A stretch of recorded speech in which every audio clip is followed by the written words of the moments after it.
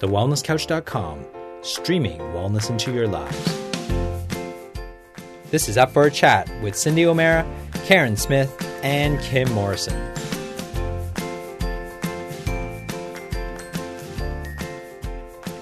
Here we are, up for a chat about the hottest topics that are important to you, helping you to awaken the change within. I'm Carren Smith. I'm Kim Morrison. And I'm Cyndi O'Meara. And welcome to being a fly in the wall. We are a fly on the wall today. We're in the car. We're in the car again. We are in the car again. Yeah. We're on a road trip. We're heading down to do our 5-day intensive retreat in gorgeous Byron Bay. So you're going to be a fly on the wall right here with us as we have a conversation. And this one's kind of cool because it's all about what gets you up in the morning and whether you're prepared to get up in the morning. And it was quite funny because we were just talking about how, you know, Kim being the gorgeous fitness creature that she is, the goddess of all stunningness, how she gets up super early in the morning, goes for her run, rain, hail, wind, sleet or shine. And Cyndi does the same thing, and the girls were just, you know, they turned around and said, well, you know, Carren, you'd be the same. And I went, yeah, no.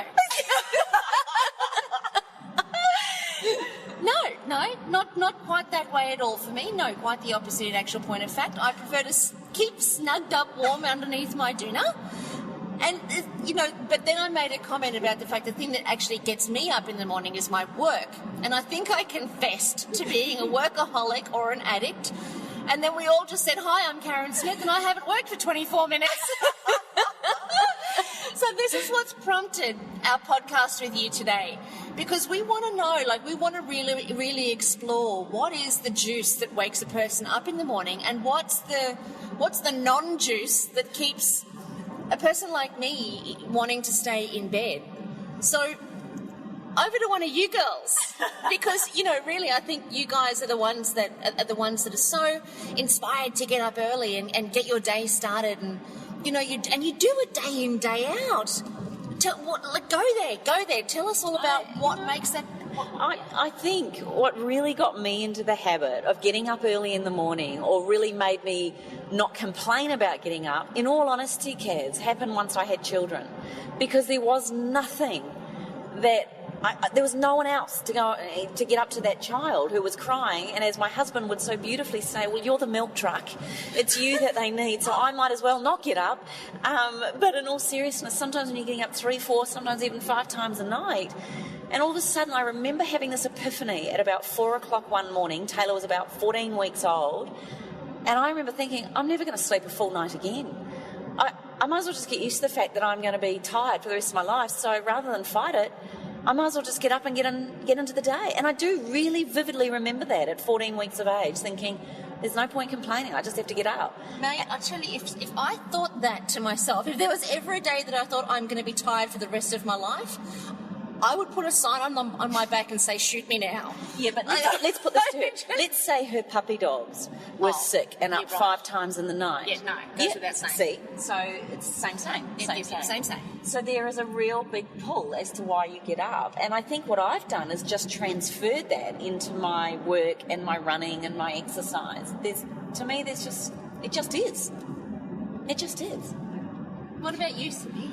Well, the conversation, it's so funny, when we decided to do this podcast on what gets you up in the morning, I only had this conversation with an elite athlete only less than a week ago. So I was having lunch with Natalie Cook, who's the Australian gold medalist. And volleyboarder. And she basically has this amazing yoga teacher. Like, she showed me photos of this yoga teacher, and he could do things I've never seen any yoga teacher do. So her question to him, she wanted to interview him, and her question to him was, not what gets you up in the morning, is, do you ever not want to get up and do yoga? Because apparently he gets up every single morning, rain, hail, shine, snow, whatever, you know. Sleet. He gets up in the morning and he does yoga. That is what he does. So her question to him was, do you ever not want to do it? And he said no. Wow. So she found that quite phenomenal, really phenomenal. And I couldn't get off this. I couldn't, as she's talking and my husband and Sarah are talking and we're all having a chat, everything kept coming into my mind. Every time we think about something, I want to ask, Natalie, do you ever not want to get up in the morning? And so about half an hour after the conversation about the yoga teacher, I actually said to her, Natalie, is there ever a time in your life that you never want to get up in the morning? And she said, no. And I went, well, what's the difference between someone getting up in the morning to go to yoga or someone getting up in the morning to get up and do their life? And, like, I know for me, I can't wait to get out of bed. Really? Oh, I can't wait to get out of bed. I am so excited because I already know what I'm going to do and I'm already ready to do it. And, like, I want to run or I want to... And that's only running because of you two. You know that. They threw the gauntlet on me and signed me up for the half marathon. So I'm, of course, She's now doing it out of fear. I'm doing it out of not only fear, but I'm not going to let them down, you know. And still complaining about it. Like, I mean, oh my goodness, how many times have I heard, hello. Oh my God, they booked me into the marathon. I mean, I think this is about the 8th time. Boring. Hello. You're just doing it and you're going to do bloody well and you'll be awesome. And you will run it and you will run it with a smile. That is right. You will enjoy it. You will enjoy yourself. So getting back to why I love getting up in the morning, that is one reason I just love getting up in the morning. There's just... I'm so excited about what I'm doing. I remember when my kids were little, I would get up at 4:30 in the morning and get up and start writing my book or go for my walk or whatever it was. But I actually find life exciting. Yes. And that's why I want to get up in the morning and why I'm so excited about getting up in the morning. And I'm not a workaholic like Carren. I love to play a lot too. So just last week... I gave Kim Morrison a beautiful birthday present, and it was it was 3 hours of us pampering. This is a friend you'll want to have, and you can't have her because she's ours. So it was her birthday, and I decided to pamper her, and me, of course. And I could hardly wait to get up that morning. I was so excited. First of all, I went for my run. I came home and I prepared breakfast for Kim. So I made her the most beautiful breakfast. She thought she was going out for breakfast, but I knew she'd be late because she's always late. And so I knew that if she was late, we'd get to breakfast late and then we'd get to our pampering late. And I did not want to do that. So I made her a beautiful breakfast, but I was so excited by it. I was so excited about it. Like, and remember the morning that we had to get up at 5:30 in the morning and do podcasts? I couldn't wait to get to there to do the podcast. That's true. Really? Yeah. So what gets me up in the morning is that I'm excited about life. Well, while you two girls were, sparring yourselves, I was working. Yeah. And she true. had the offer. It's true. She had the offer. And I was thinking of you the whole day, thinking, God, they're out there pampering, doing gorgeous things. Should we tell them how you did it? Thank you. They spent the whole time at the day spa naked. That is right, naked, bare, butt, freckle, naked. Hello. Thank God I didn't go. We did think about her, didn't we? We did. Thank God I'm a workaholic. And I didn't actually have to go to be subjected. But I think you've brought up a really good point. What, the nakedness? Well, that's the reason why I do like to stay in bed. There are some mornings that I'll stay in bed. No, I'm just saying, when my husband's home and I haven't seen him for a while, of course I'm not going to get up and go for a run through rain, sleet, hail or shine. I mean, hello. When I read... She does bedroom aerobics, don't worry about it. When I read... Did you just say that on my air? When I read... You can burn just as many calories in a lovely session as you can going for a 5K run. I thought there's no point going for a run. So there you go. There's another reason why to stay. There's other reasons to stay in bed, I might add. As well as reading and... You really are up. You know. I'm not, but... Oh my goodness. Come on, girls, clean it up. Okay. So that was what led me to this next question. Is that maybe this isn't the right word now, but maybe it's more about what's your passion? What drives you to get up in the morning? Maybe that's what keeps people in bed. Because even though you say you don't want to get up, Kaz, you actually do. Your brain wakes and you're into action with work. So whether or not you go for a run is insurmountable. It doesn't matter because you're actually up and at 'em with your work. And you do often 15, 14, 16-hour days. Easy. Yeah. So to me, it's more about not what gets you up in the morning, because not everyone is a good morning exerciser, and you shouldn't have to exercise. And I'm not saying you should exercise in the morning, but to me, it's like, you know, what gets you up. Sometimes I actually get up at 4:30 in the morning and I'm writing articles because there's no one interrupting me till 7. Drop the kids at school and then I'll do my exercise from 9 till 10. So it's not so much that that's what drives me to get up. I think it's more about what's my passion, what excites you. Maybe that's the question we should be asking ourselves. And Carren, you said you'd rather stay in there snuggly, but what gets you up is your work.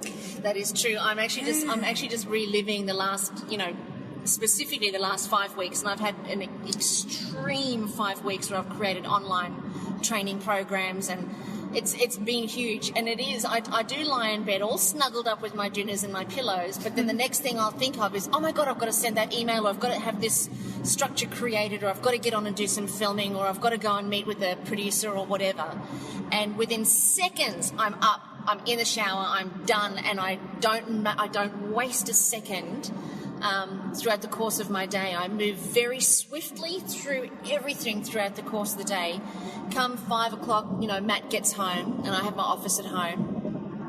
And Matt gets home, and I'll usually work through till about 6:30 till he's had his shower and he's relaxed, and then I'll come out of the office, make dinner. While dinner's cooking in the Thermomix, I'm back on the computer, and then we eat dinner. And then he might want to watch the news, and I refuse to watch the news, so I'm back on the computer again, and I'll probably pack it in by about 8:15, and then I'm in bed by 8:30. But remember, what was I think what sparked this conversation is that Carren was feeling a little bit like she wasn't doing enough for herself, and me time, and I think that's the balance of it is really important. That I know myself, when I've been for a run or a yoga class, or I've even gone for a walk on the beach, I'm more invigorated, more clear, and I've got this little endorphin hit, and I'm feeling fantastic now.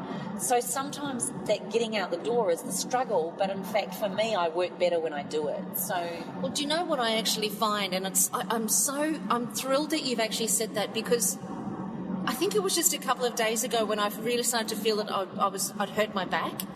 I really wanted to talk to you about this because, Kim, I was, if I do actually force myself to go and do some exercise during the day, or go out and do a yoga class, or just even go out and sit in the sun and have my lunch, I can't go back to work. It's almost as if I've given myself a gift, and now I feel I deserve to keep that gift for the rest of the day. And then I become a lush. So I won't go back to work. And then I beat myself up about it. Because I know that I have... because I work... You're beating yourself up either way, whether you exercise and do something or whether you're not exercising, aren't you? Well, I am. I'm beating myself up on both accounts. I think I need help. Well, I'd actually like to give some Carren counselling here. Oh, please, help me. Everything's perfect, Carren. Everything's perfect. I could just kiss you on the lips right now. Look at you. It is. Beautiful girl. Everything is perfect. And when you choose to have that lunch and you're feeling like a lush and you don't want to go back, that's perfect. It's actually probably the greatest thing you could be doing. Exactly, because and on the days you do 16-hour days, that's the perfect thing you're doing. Because you get into... The work you do gets you into a rhythm, doesn't it? Like, you must get into such a focus, and it's so deep and so... incredible that you must find that you need to just keep going. That is true, I do. Once I start on a flow, I do, and I will work 24 hours a day. There's been, about 4 nights in the last week and a half that I just did 24 hours right the way through. And then I didn't go, I started at 8 or 6 in the morning and worked all the way through till 11:15 the following day, and I would have done that, I think, at least 4 or 5 times in the last couple of weeks. Because I get onto that flow and I can't think of anything else. The dogs don't get fed, the clothes don't get washed, the dinner doesn't get cooked, the house doesn't get... Thank God I've got a cleaner. and nobody gets contacted. You know, I don't call my mum, I don't call my family. Nobody gets contacted. But the material that you produce out of that changes thousands of lives, and it's phenomenal. And you've got a purpose, you've got passion, purpose. You're on a mission. I think that's what excites people to get up in the day. Like, seriously, I think someone listening to this may be sitting there going, I wish I had something like that to drive me to get up, you know. I think it's amazing. Really? Yeah. There are so many lost souls out there not knowing who they are or what they want to do, or maybe she's a mum and she's become a newborn mother and all of a sudden her career has changed and now she's got this little thing that screams non-stop and wants feeding and changing. And I've got a girlfriend who's going through this exact thing. She came around the other day. I said, where's the baby? And she goes, I just couldn't come out. I left it in the car. I just don't want to be near it. And she goes, am I being a bad mother? But, I left it at home. I've left it in the car. It's gone. It's at the casino. Damn, I left it at the newsagent. Oh, no. But in all seriousness, like, her world has totally ruptured and she doesn't know what to do. She doesn't know who she is anymore. But she ain't got a choice. She's got this child that depends on her. Then look at a mother whose children have now gone to school. And she's got no children at home now. What does she do with her time? Some women who would say had a career before then, and now they've got children back at school, don't want to go back to that, but they don't know who they are anymore, or they don't know what they want to do, and they've lost maybe a little bit of confidence. Or then you're at the other end when your teenagers are leaving home and you're an empty nester, and you're going, maybe it's the first time in your life, and you girls might be able to help me on this, but who am I? You know, there are thousands of women that go through this where they become empty nesters and they don't have, their career has been for 20, 25, 30 years, has been a mum, a wife, and maybe working a job part-time, but not really what they're loving. They've just got to get the money in. And look, this happened, everything is perfect, Carren. Everything, if it wasn't perfect, it wouldn't be happening. And that's what you've taught me. And this beautiful mother comes in. Now, we're getting ready to do Awaken the Change Within. And I am, reading more books, getting more information, learning more stuff, wanting to make sure that I am giving the latest information on nutrition. And I'm in a little bit of a panic about it, thinking I don't have enough information, they're not going to get what they need, they already have this knowledge. And really? Yeah, I want to give them more and more. And this woman, this beautiful friend of mine, walks in. And she just walked in to say hi. And we end up sitting down. I make her a bulletproof coffee. I figured she needs it.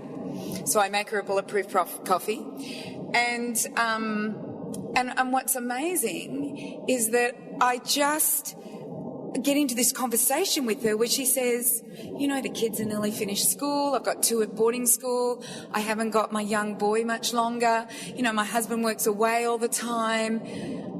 I don't even know who I am anymore. I don't know what to do anymore.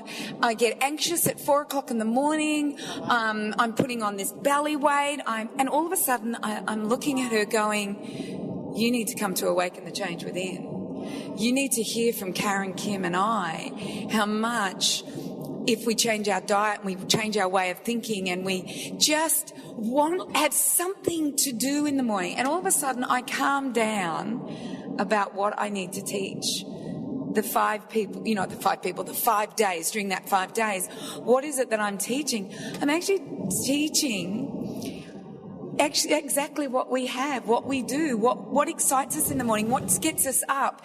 And when you do that, then they want to eat better and they want to look after their bodies better. And all of a sudden, there's no mistakes, everything's perfect. And her walking in on that particular day when I'm still reading stuff, still trying to get new information, I stopped at that very minute, because what the problem is that nothing's exciting these women anymore. Their children have left home. Their husband works away, or, they don't have that relationship that they may have had with their husband. And they are anxious because they're hitting 50 at this point. They've been eating the same foods. The food's crap. And she admitted to me, she said, I just eat a bag of chips and then I'll eat another bag of chips. So I know that it's the food that's affecting her anxiety, and she's waking up in the morning, 3:30, 4 o'clock, can't get back to sleep. In the light of day, nothing's wrong, but in the middle of the night, everything's wrong, So, whereas I wake up in the middle of the night and I think, I need to go to the toilet, and I actually look at the clock and I have my eyes closed and I go, please at least be 4 o'clock in the morning, please be 4 o'clock in the morning, because at least that's a reasonable time to get up. Well, actually, probably some people might not think that, but if the other morning I woke at 2:30 and I thought, bugger. So anyway, because as soon as I'm awake, I can't wait to get up. I know that sounds stupid, but I can't wait to get up. So I'm lying there and I'm thinking, okay, so then I got my meditations and I listened to... Oh, no, not that morning. You got up that morning. You told me you got up that morning. Remember, 2:30? You can do your meditation after you've told them the truth. You got up and at about 5:30 you decided you needed more sleep and you went back to bed after working for 3 hours. That morning. I was talking about 2 nights ago. See, it's every morning. Don't worry about it. All right, tell us about 2 nights ago now, Kimmy. Well, I woke at 2:30 and all I could think of was this article I had, because I just had this dream about writing this article all about stress, and I knew. But the thing, while I was writing this article in my dream, I actually woke up and I was worried all week about writing the article, because I was thinking, what am I going to write about stress? And I was stressing out about it. So then I wake at 2:30 in the morning and it all just came to me and it flowed and it just came really easily. And I think what I've learned from you girls is if I'm trying to push upstream, it just doesn't flow for me. So now if I do wake early, instead of beating myself up and going, oh my gosh, I need more sleep, I just go, you know what? Just do what you need to do. I'm not getting anxious about waking early or not getting enough sleep anymore, because those days are often days I don't feel like running or I don't feel like going to the gym. So I'm actually learning to really listen to my body, that if I'm putting in, if I was putting in 16-hour work days like Kaz is, I would probably find more benefit doing a meditation than I would going for a run, perhaps, because I'm in the flow and I'm in that thing. So I don't think there's anything wrong with doing those 16-hour days, but I do believe in order to have productive, fantastic 16-hour days, it's good to have those days where you have your lunch outside in the sun and you don't do work in the afternoon, if we've got the luxury to do this. I think for people that are in a full-time job and they've got kids, and these women and men out there don't have that luxury, and their time becomes even more precious on weekends where they need to recharge or re-energise or to do things for themselves, because you don't have a choice. But coming back to the point of what gets us up in the morning, even if it's your kids, even if it's something, I think the alternative is quite sad. If you don't want to get up, most people that don't want to get up are in a state of being down or depressed. Depression. And that's not fun. Or they haven't got anything that excites them in their life, or they haven't gone out seeking, because I think it is about seeking. It is about looking, because unless you're out there and you're interested and you're reading or you're listening to podcasts, as we all do, we just don't do this podcast, we all listen to podcasts. But if you're out there seeking information and new knowledge and just really enjoying that information, it then gives you the ideas to do something else. Or you want to get up, I want to get up and listen to a podcast. I'm listening to one out of America at the moment that I'm really enjoying, because I've listened to the Wellness Guys, I've heard us. So I'm listening to this one out of America at the moment that I'm really enjoying. And so I think I can hardly wait to listen to this person and what he's got to say. Carren, I want to ask you a question. Well, this is what we said before we started recording. What's there's that little gap. There's a gap, because we were talking in relation to exercise, weren't we? What's that gap that has me get up in the morning and not question getting up, as opposed to someone who goes, I know I should go for a run, but I really can't be bothered, and oh my God, now another 10 minutes is gone, oh, too late now, I can't go. I had a girlfriend say to me the other day, it was on Sunday morning, it was quite cold because it's getting colder here now, and she woke up ready to go to climb Mount Coolum, and she laid there and she thought, oh, it's too cold, it feels like it's going to rain, and her daughter came down to see if she was ready to come, and she went, oh, honey, I don't think I'll go. And she turned around, her daughter turned around and said, Mum, this is your time. You need to use it. And that got her up. And then she sent me a photo, I'll show you girls after, watching the sun come up. You put it on Facebook. Yeah. Watching the sun come up on the top of Mount Coolum, and I saw her later that day at the dance at Stedford. We're both dance mums. And I said, how was your walk this morning? She goes, you know, I nearly didn't go. And she goes, I'm feeling fantastic. I'm so glad I didn't give in. But Kaz, my question to you is, what's that there's that moment that says to you yes or no? Is there something around psychology in that? Yeah, look, you know, there's two types of motivation. There's towards what we want and away from what we don't want. So, you know, to say, you know, for somebody like me, and obviously your girlfriend, going to Mount Coolum, for us at the beginning stages of our exercising regime, we don't have a habitual way of being with it. So we do require motivation in order to take the action. But if what's driving us is towards something, like when that girl came downstairs and said, Mum, this is your time and you need to use it, her daughter gave her mum a very strong motivation to move towards going and doing the exercise. But if her daughter had come downstairs and said, Mum, you are lying there like a big fat slug, get out of bed, that would have been an away from motivation, that the mother would have gone, oh, you know, she's right. I don't want to be fat, or I don't want to be overweight, or I don't want to be frumpy, or I don't want to be lazy. Yeah, righto, okay, I'll get out of bed. And so she would have gotten out of bed motivated, but motivated through a negative vehicle, which then loses its steam, because we can only say to ourselves, you know, you're a lazy slug or whatever you want to, you know. I don't even know why I'm coming up with that word, but that's so nasty. But you see how we talk to ourselves? Oh my goodness. But you know, you can only say that to yourself so many times, and then eventually you're not actually lazy because you've developed the habit for exercise. You're not actually lazy. You have lost some weight. You're feeling really great, but that motivation, that away from, that negative motivation, loses all impact on us. Because when we're not a lazy slug anymore, then there's nothing to motivate us to get out of bed, and then the motivation diminishes. I use myself as a classic example on that. I started exercising and running recently because I didn't want to be overweight. I wanted to be slim. And so for me, I have kind of like this 50-50. Part of me does, part of me doesn't. And part of me really does want to be lean, fit, athletic and strong. And I really want to look in the mirror and see that perfection. I really want to see that because I feel it on the inside, and I know I have it from a mental perspective. I don't have any questions or doubts about myself from a psychological perspective and what I know. But when I look at my body, I think, yeah, I still have some work to do. So part of me wants this lean, fit, athletic body, but the other part of me really can't be bothered. Really thinks, oh, yeah, I don't want to be fat, actually. I don't want to, I really want to get into size 8 jeans. I don't want to be fat. So part of me is away from being, I don't want to be fat, and part of me is towards being lean, fit, athletic and strong. So if I'm running, and I look in the mirror and what I see is somebody that's not fat, I lose my motivation to run. Because I've lost the drive, and the drive was, I don't want to be fat, therefore get out and run. So I'll lie in bed and I'll say to myself, you don't want to be fat, and I'll go too right, I don't get up. So I'll get up and I'll go and run. But the minute I've lost the weight and I'm lying in bed and I go, you don't want to be fat? Yeah, but I'm not anymore, so I can lie in bed. Sweet. Up come the doona covers. Interesting. So there's the difference. There's the distinction between towards motivation and away from motivation. And for most of us, until we've developed the habit, while we're still relying on motivation, most of our motivation comes from what we don't want. And when that is the motivating drive, it'll always be temporary.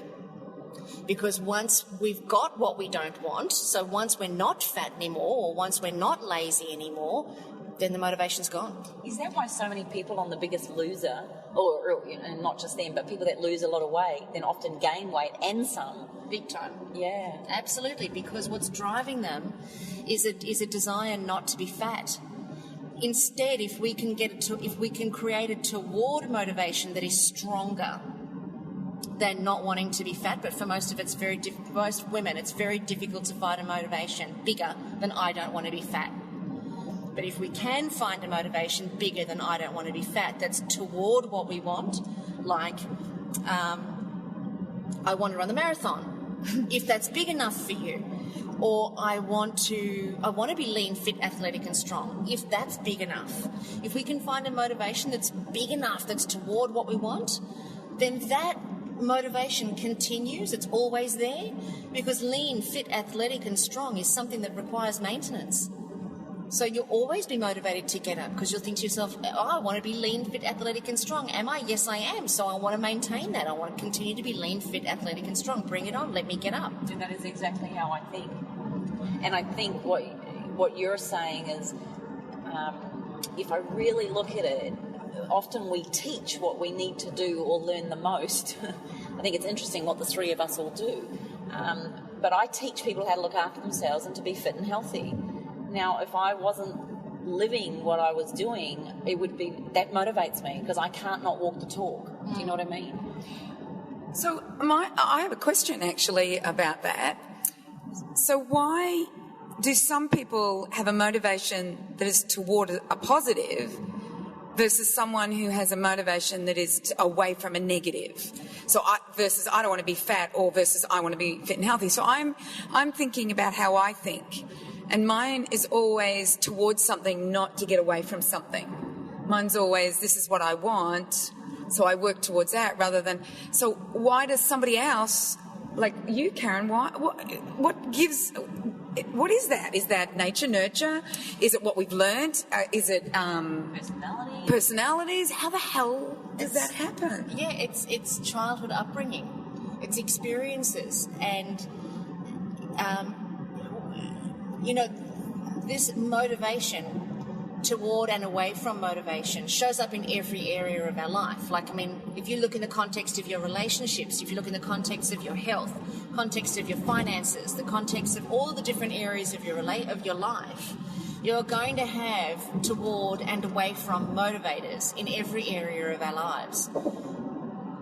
And sometimes it works for us and sometimes it doesn't work for us. But when there's an away from motivation, it usually is because we have had a suffering in the past that we want to avoid. Or we've had a family member suffer with it and therefore we want to avoid it. It usually occurs inside of the family. It's unusual that somebody will have something occur for their girlfriend and therefore they don't want to ever have that happen to them. Sometimes that, it can be a thought, but it's never strong enough to be a full-on away from motivator. So for me, my whole family, we've always struggled with our weight. All of us do. And it's always been something that I decided I didn't want to struggle with. I always wanted to look after myself. I always wanted to have my weight be a priority. And sure as nuts, my weight has always been a priority. I've never, I haven't always been successful with it, and I've always ridden the roller coaster because my motivation is away from being fat. So the minute I'm not fat, then I go, there comes the Turkish delight. I can feel it. Well, nice pizza. Bring on a bounty. Yeah, I can have that. No sweat. So then all of a sudden, I'll have all of these things, pick up the weight, look in the mirror and go, oh, my God, I'm fat again. I don't want to be fat. So then I'll go on the diet. Yeah. And then I've lost the weight, look at myself and I go, oh, I don't need to diet anymore. Sweet. Because what I didn't get, and I've certainly got it now, but what I haven't gotten up until now, up until about a year or two ago, I didn't get that that roller coaster is a choice. It's actually a choice, and unconscious, because if a person knew better, they would do better. And Awaken the Change Within is all about bringing that awareness to the surface so that we've got choice. But that roller coaster of, I don't want to be fat, then not being fat, then getting fat, then not being, that roller coaster is a choice where I'm actually choosing that to be my experience around weight. Instead, now that I'm educated and informed, thanks to you two, I now have choice, where it's not a case of choosing the roller coaster, it's about choosing a lifestyle. All right, so somebody's listening to this. They're not motivated to even get up in the morning. Yep. They've got nothing to get up for. Yep. Their life is a misery. Where did they start? Where do they start to get something that excites them. Like my friend that came around, she said, I don't know what to do. I don't know where to go. I'm going to be an empty nester, and I'm not sure what, she had no idea where to start. Do you know? Where do we start? His Holiness, when I had some one-on-one time with him in India 2 years ago, I feel so blessed and grateful. I asked the same question. How do I help people to find their passion or their purpose? How do I support them to do that? Or their love of what they love doing. Do you know what he said? His advice was, if you do not know what to do, if you do not know which path you're on, and if you do not know what your passion is, then what you aim to do is serve. So in serving others, in volunteering or doing things for others, it gets you into a place of doing things that maybe you wouldn't normally do, but you end up creating environments and networks and meeting different people and doing things. But he said the greatest gift you can give yourself is to serve others rather than dwell on your own negativity and feeling sorry for yourself.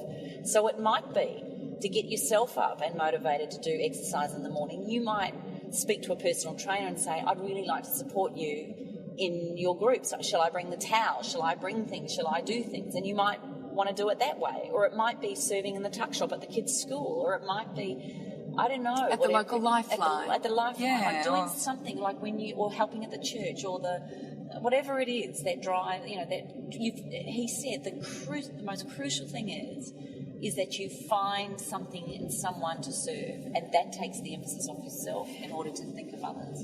Actually, you know what? I'd like to tell you a story about a very close friend of mine. So she was a mum, and as she became an empty nest mum, she was doing a little bit of work at a local dress shop. And I don't know what happened, but she got really wanted to do more. And she met somebody who had cancer and was going to this cancer centre in Nambour. So she made the decision to volunteer at this cancer place in Nambour. And this cancer place was very alternative, and there were lots of speakers that used to come in that spoke very different to the way she thought. And of course she started to listen to them. And she's just been to America to some amazing conference because all she wants to do is to teach people to get through their cancer. So Kim, you're so right. That was a great answer. I'm going, as Carren's talking about it, I'm thinking, how do you make people do this? And I think you've come up with the ultimate is serve. And who knows what could happen? There's another way to figure out where you want to serve. If you can get a sheet of paper, draw a line straight down the centre, and on the one side, on the left-hand column, head it up saying things I love, and then on the right-hand column, head it up with things I'm naturally good at. And there's a book called The Element, written by a guy called Keith Robinson, and please, if you want to go buy it, read it, you're welcome to, but it is one hell of an academic read and really hard work. So just trust me, take this bit out of it. So on the left-hand side is what are the things that I love. So if you can just make a list of everything that you love. When I did this, it was instrumental in helping me to get clear on what I wanted to do with my life when I really didn't know. When I was coming out of my depression and just starting to think, okay, it's time to get up in the morning. What am I going to do with myself? I wrote a list of things. So I love animals, I love colour, I love shoes, I love lipstick. I love travelling, I love beautiful things, I love jewellery, I love twinkly things like diamonds. And I'm expensive. She's such a princess, isn't she? I was going to say an escort. Easy but not cheap. You're right, she'd be an escort, not a prostitute. And then on the other side, you write the things that you're naturally good at. Now, this was the part... And were you good at that? At escort? No, not in my repertoire. But the things that I was naturally good at, that was really challenging. And it actually took me 3 weeks to get stuff on the list. Getting the things that I loved was a no-brainer. I nailed that in an afternoon. But what was beautiful of just about completing that column was that I actually got to see, rather than it racing around in my own head, I got to see it with my own eyes, the things that I really loved.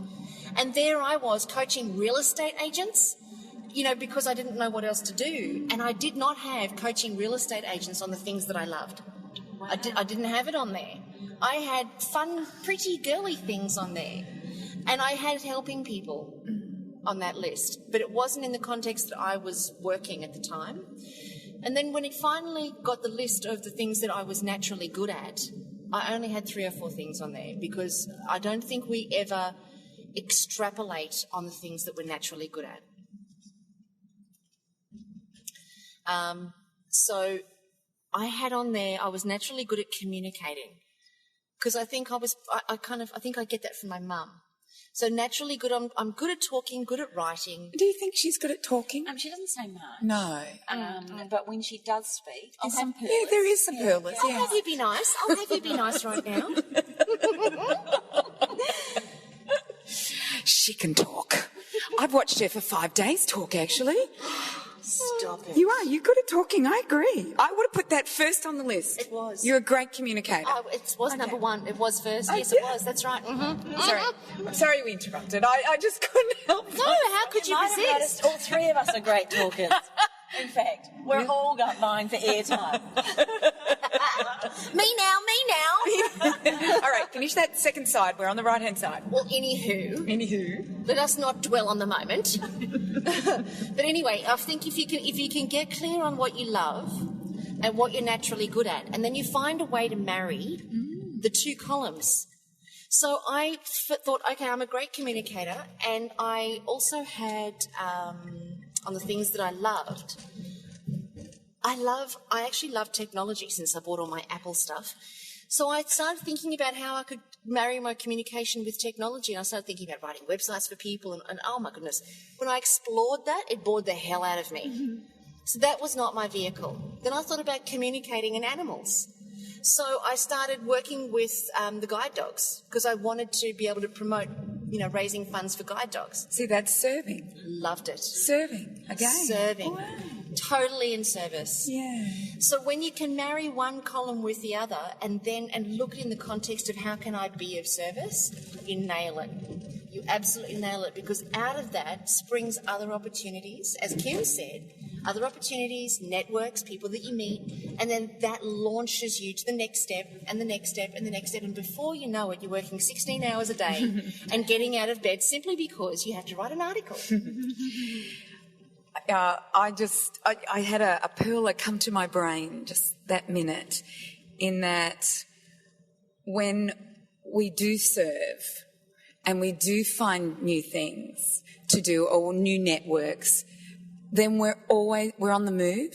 But if you stay in bed, you're not on the move. No.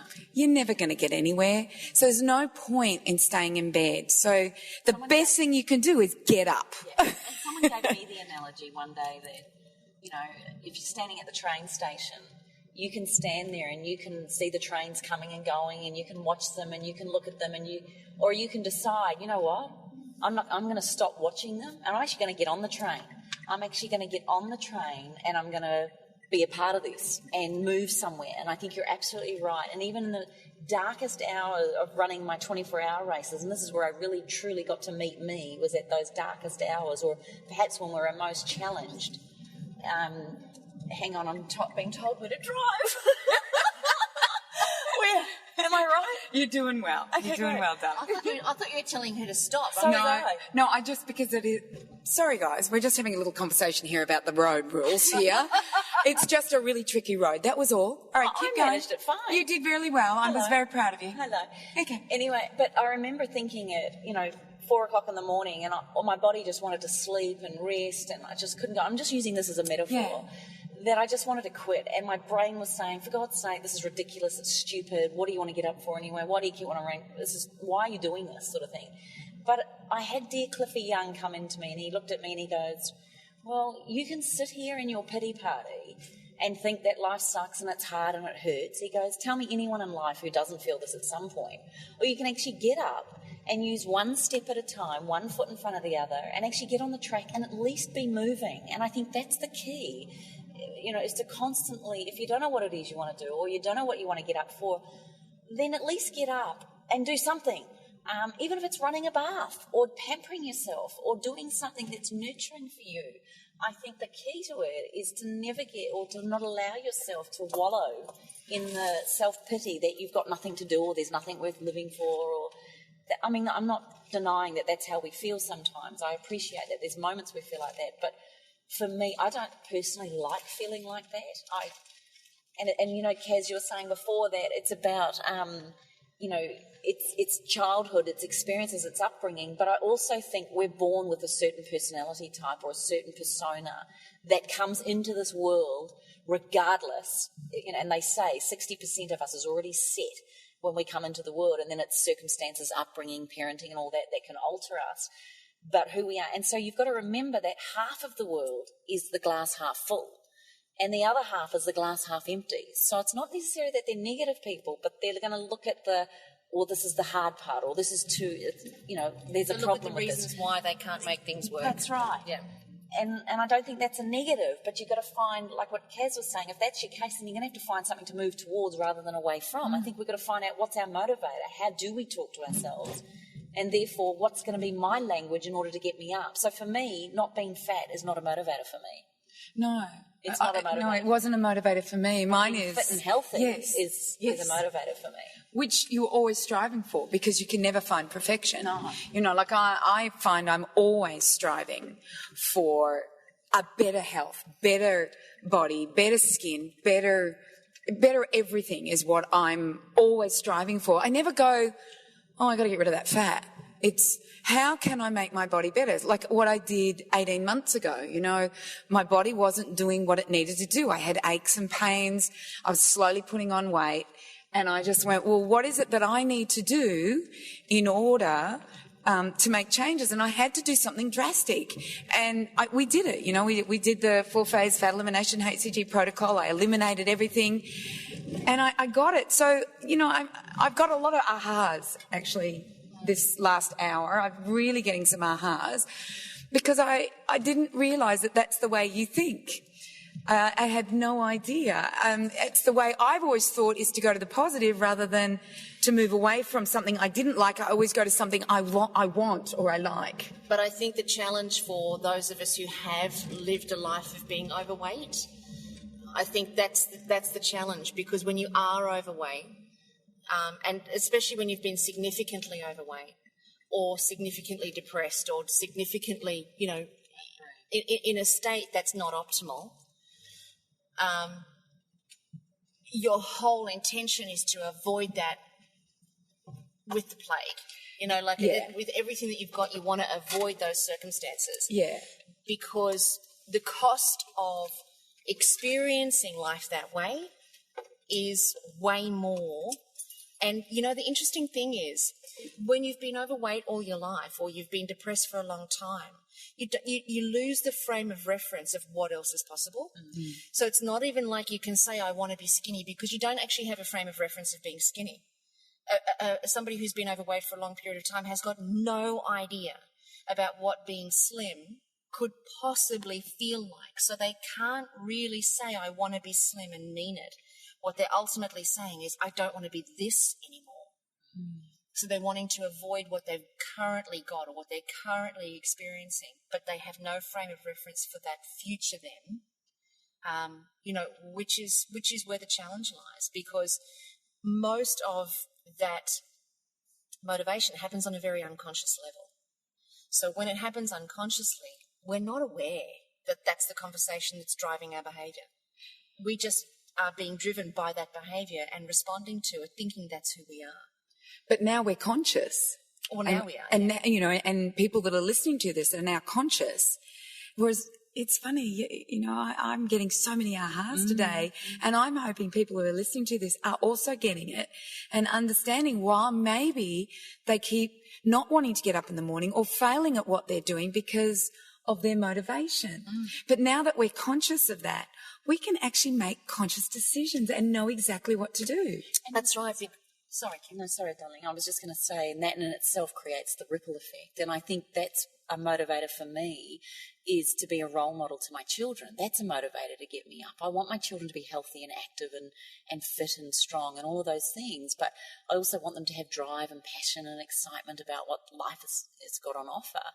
And I think the only way they're going to learn that is by seeing it role modelled, or to see what's normal in our life. And the clients that I've worked with over the years, and you might be able to help me on this one, Carren, but, you know, a lot of people that do lose the weight, if that's their motivator, a lot of them actually haven't thought about who they are as that person without the weight. And often they don't even know who that person is and how to be with that person. They don't have a frame of reference for it. Which is why they then become self-sabotaging and often can put on more weight than what they did before. And so I think also whatever your motivator is, or whatever it is that you're driving or striving for, you need to really think about the end goal as well, and think about, how am I going to run that half marathon? How do I want to finish that run? Do I want to finish absolutely spent, that I had absolutely nothing left in me? Or would I like to think that I can get up the next day and run again? Like, that's going to determine the time you run, if that's important to you. Or if I am wanting to lose 10 kilos, am I going to be happy with who I look at when I see that person in the mirror? And am I going to be excited by that? Well, right here, right now, yes. But truly, who am I when I'm 10 kilos lighter? And I think you've really taught me that, Carren, about not just having the goal, but who am I going to be, or who am I being getting there, and who am I going to be when I reach that goal? Because for me, I don't know if any of you are like this, but the minute I seem to reach a goal, another 10 have opened up. You know, I get really excited about something else, or maybe one hasn't gone the way I wanted it to, but I've got excited because another path, and like you say, Cyndi, everything is perfect. I've learnt not to beat myself up if I don't get up in the morning and go for a run, because sometimes my body, when it's saying I just can't be bothered, is actually my body saying, you're actually burning the candle at both ends. Just, you know, stay in today and don't go and run, but maybe just do the Fab 4 and 5 or 5 downward dogs, and that'll be enough today. I believe 5 minutes of exercise in the morning is just as important as going for a 35-minute run. You know, the whole marathon thing, the whole half marathon thing. So I just keeps coming up. It keeps coming up. That one you're talking about? The one that keeps coming up. Oh no, I have no idea. No, Cyndi, tell us. Well, about that. I just want you to know. Running one? No, I'm running one because you're making me run one. But it's not about making me run one. It was like you threw the gauntlet down at me, and I went, I got to do it. But this is what happens in my head: is I go, well, when it's finished, I can stop running. Yeah. So that's not right though, because I don't want to stop running. Like, it's almost like that goal in front of me is making me do what I'm doing right now, and I'm running like I've never run before. But I'm scared when I've hit that goal, I'll go, I don't have to run anymore. Don't have to get up and do it. Yeah, but you're going to be presented with a choice at the end of that event. You're going to go, you know what, I actually really enjoyed training for that and doing it. I'm actually going to sign up for another one, if that's what motivates you. Or, you know what, I'm just going to run because I want to run. Or the other choice is, I'm never going to do that again. I did the same thing with swimming. Can't stand swimming. Can't bear it. I think I'll swim to survive, but I'd probably drown in the process because it just doesn't work for me. But anyway, so I decided I got the challenge put to me to go to a swimming training camp with a girlfriend back in Auckland. We turn up at the pool. I couldn't stand it because they all train it so bloody early in the morning. Not before 4 sometimes. Yeah, this was 4 o'clock call. We get to the pool in Newmarket, and I don't realise that Anna has signed me up with a triathlon team training for the Ironman. These people are going to swim a 3-kilometre race, and I looked at her, and you're going to crack up at this. I thought, I can't show that I can't do anything, so I better. And Rick Wells is the trainer. He's one of New Zealand's top triathletes.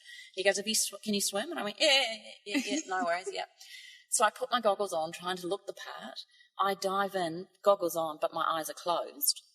And 10 metres I hit this side of the pool because I haven't got my eyes open, so I've swum off on an angle. Clearly my right arm is stronger than my left, and I've hit the bloody wall. And I've looked up, and Rick's looked at me and he's gone, yeah, no, you need to train in this aisle, you know, the next lane over. Yeah. So, but this is interesting what you're saying. But I trained for 3 months. My goal was to hit 3K so that I could do the 3K swim.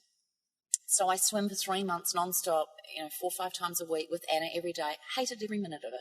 I cannot see the point of swimming up and down a lane, looking at a black light. Boring. Can't listen to music. Can't do anything. The most hideous thing. Sorry, swimmers, but I just cannot see what the point is. You got new ones now. Not back then, girls. Yeah, no, that was not back then. 30 years ago. No.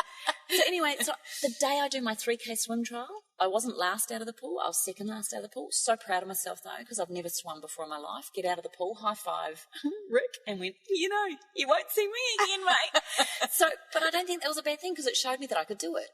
But it also taught me that's not something I want to keep doing. Okay. So I think for you, don't worry about how you're going to feel at the end of it. See how you feel when you get there. You might find, even in the few weeks that we've known you and you've complained every day about it, but the complaints are getting less and less. And she's actually saying she's enjoying the runs every now and again, I think. I am. And you know what? For the first time, I actually did 4K. I think I did just over 4K without a complaint to myself. My whole run is like this. It's like this. I start running and I go, oh, jeez, I've got this whole thing I've got to do. Then I'm like, I'm not even halfway yet. And then I get to halfway, I'm only halfway. Oh, it's hysterical. And then today. Bag's not to be on who's But the last couple of days, I've been not even complaining, absolutely going for it. So I figured I'm ready to do more. So today was my plan to do more, and it's stuffed up. But I will. I'm ready to do 8K. I'm going to go for 8K. You're going to go from 4K to 8K. Yeah. Well, you said it was 5K when I'd start feeling good. So I went, well, if I get to the 5K, then I don't want to stop. I'm sure that's what you told me. I did say that last night. Yeah, you did. Yeah. And you know what? We could feed you anything. And you're just a little gullible thing. That's right. It worked. I wanted to do 8K today. But I think the point of all of this is what gets us up in the morning, what gets us up and motivates us to get us going. So I want to ask you, Cyndi, and I want you, Carren, to tell us, I know it's work, and I know that you both say that you get up because you want, but what actually has you do it? What's that imagine your desire and you are two synapses in a brain or two neurons, and I want to know what the synapses, that little bit in between that creates the electrical impulse that makes you do it. I want to know what has you do it. I love it. It's love, isn't it? That's all it is I love it. Like, I remember Carren always says, when she does it, who wants to make a difference? That's not my motivation. It's not. And I know that's really weird, but it's not my motivation to make a difference in the world. It's because I love this. I love learning and I love telling people about what I learn and I love asking questions.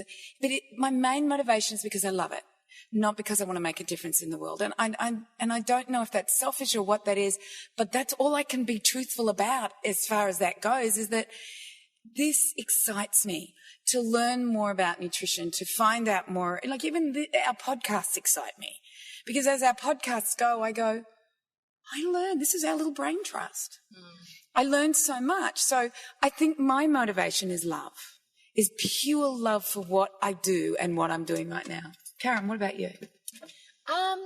Yours is always about making a difference, isn't it? Yeah, look, for me it is. It's making a difference and it's a contribution.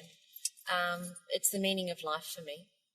And service. It is definitely, being of service is definitely what it's all about.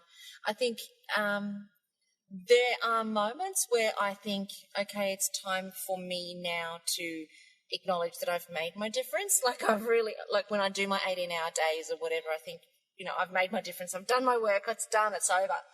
But then I might take a couple of days off and then I'm straight back into it again. It's like it's just this perpetual fulfillment.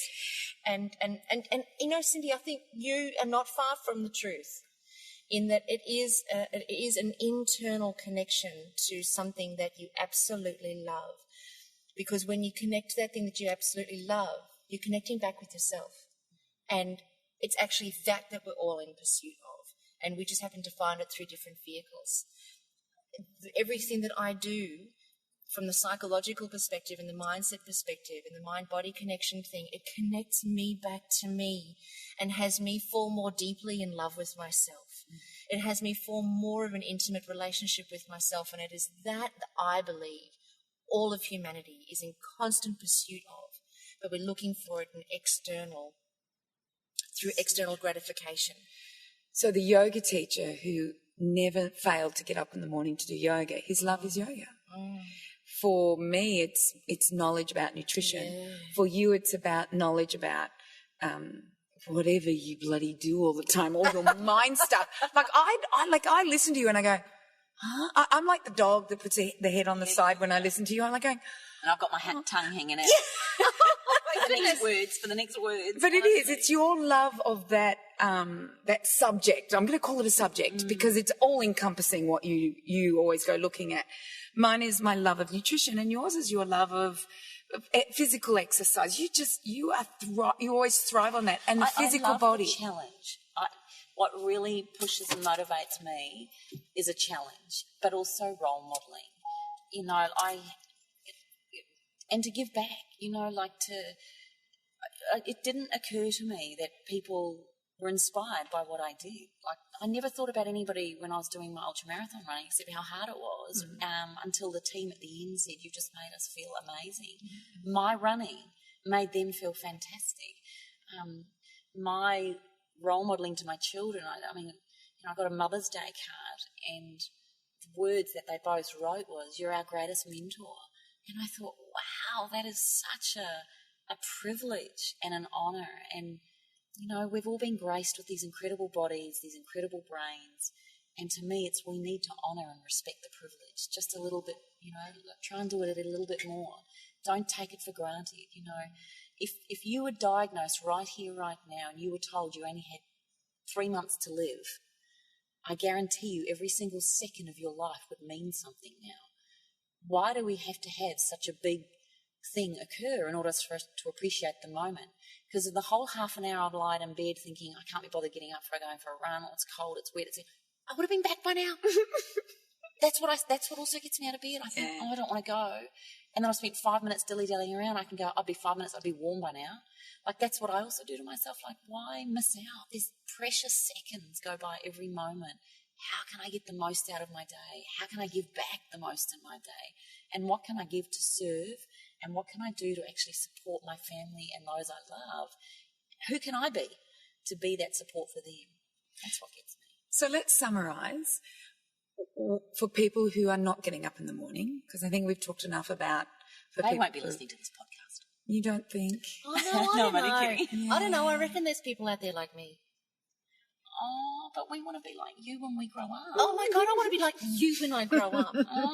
No, but let's summarise it. If they're not getting up, let's summarise. Well, yours was service. Yeah, definitely. It's yours as service. Go out and find something to someone or something or a passion or a love to serve. The second thing is draw a line down the middle. Yeah, check out your motivation. Have some moments with yourself where you actually examine your motivation. Is it towards what you want or away from what you don't want? And, you know, there's nothing wrong with it. It's just a case of being aware of it. And awareness is 50% of the battle won. And then start to find a motivation that's big enough that's toward what you want.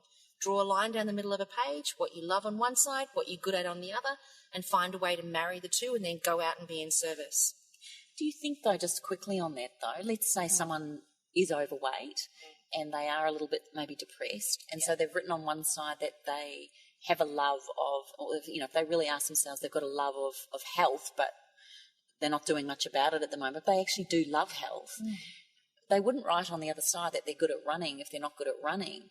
And yet someone who, and so my other piece of advice would be sometimes it's good to step out of our comfort zone. Sometimes it's actually really good to do something that's maybe not, like even for me swimming, even though it was totally not me, I did it because it was outside my comfort zone. And I'm really glad I did it. I have a newfound respect for swimmers, I can tell you that much, because I look at how fast those bleeding Olympic swimmers swim, and I think, wow, and I hit a wall within 10 metres. But I look at it and I think sometimes stepping out of it, I would never have said at 16, one of my things was I wanted to help people, definitely at 16, but I would never have said I'm a good communicator and I'd love to speak, ever. And yet it was through constantly being challenged by these ladies that asked me to train and to become a speaker that now it's one of my greatest passions, you know. So I think sometimes part of your motivation is also doing something a little bit maybe outside of the square. Maybe there could be a third column that says, who would you dream to be if you could wave a magic wand? Because sometimes it's that magic that you'd like to be, but you never think you could be, that could actually be the driving motivator to support you to becoming something greater than you ever imagined. And it doesn't, age is of no object, you know, it doesn't stop you. You can be 85 and make a difference, or do this thing that we're talking about. You can be 50, you can be 25, you can be 16. To me, it's not about the age you are, because some people might be listening and going, But I'm too old. I can't do, I'm too old to start a new career. I'm too old. Oh. You're never too old. My mum's 72 and she's just gone back to uni. Yeah. My grandmother she's studying creative writing. 92. Grandma moved over here at 92. She did, didn't she? So I think age is not the issue here. It's just if you're not getting up, then these are the steps that you need to do. So we hope that you've enjoyed this podcast, again being a fly on the wall. In the car, on our road trip. But we haven't dropped the phone this time. Woohoo! Well done. So go on over to the Facebook page on Up for a Chat. Leave your comments on our Facebook page. We love hearing from you. We're getting lots of likes on that page now, which is really cool. Also, head on over to the website on www.thewellnesscouch.com/Up for a Chat. Until next week, go ahead. Keep making the difference and enjoying being a ripple effect that's changing the world. We'll see you then. Bye. This has been a production of TheWellnessCouch.com. Check us out on Facebook and join in the conversation on Facebook.com/The Wellness Couch. Subscribe to each show on iTunes and check us out on Twitter. The Wellness Couch, streaming wellness into your lives. Hi, it's Damien Christoph from the Wellness Guys here. If you listened to our Wellness Guys podcast towards the end of last year on goal setting, you'll know a big focus for us in 2013 is getting to know our listeners more. So far, we've done a wellness summit on the Gold Coast, have one coming up in Melbourne in August, and have our first ever retreat coming up in September in Fiji. But that's still not enough. You guys are demanding more. And so we've invited the sensational, most beautiful Carren Smith down to Melbourne on Friday, June 14 for a special one-day only intensive event called the Wellness Breakthrough. The intensity of this day will be electric. The three wellness guys and Carren Smith helping you break through to the next level of your mind, your body and your soul. Tickets are just $97, but up until June the 1st are just $50 and you can bring a friend free. To book your seats, go to www.thewellnesscouch.com and then click on events. See you there.